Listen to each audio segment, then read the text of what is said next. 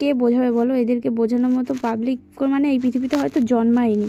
তো থাক, আমি তাদেরকে নতুন করে আর বোঝাতে চাই না, কারণ আমি জানি আর আমার বর জানে যে কে ঠিক আর কে ভুল।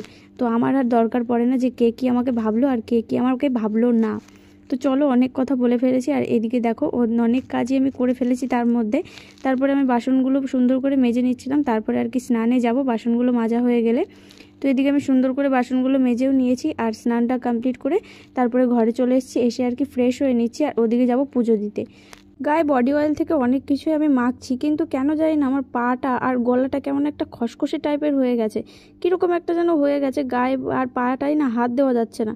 কী দিয়ে কী করলে যে ভালো হবে কিছুই বুঝে উঠতে পারছি না। আবার মাঝে মধ্যে ভাবছি গ্লিসিন কিনে এনে মাখবো, কিন্তু গ্লিসিন মাখলে না আমার হাত পা খুবই চ্যাটচ্যাটে করে, আমার গায়ের মধ্যে বিরক্তি লাগে, যার জন্য আমি ওটা আর কি মাখতে পারি না। তো দেখি কী দিয়ে কী করা যায়, তোমরা যদি একটুখানি জেনে থাকো আমাকে কিন্তু অবশ্যই কমেন্টে জানিও।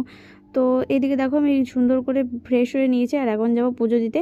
আর পুজো দিয়ে এসে দেখি আমার ভাই চলে এসছে, আর আমাদের বাড়িতে এখন থাকতে বেশি পছন্দ করে। তো আর জিমি খেলা করছিল। আর তোমাদের ভিডিওটা কেমন লাগে অবশ্যই কিন্তু তোমরা কমেন্টে আমাকে জানিও।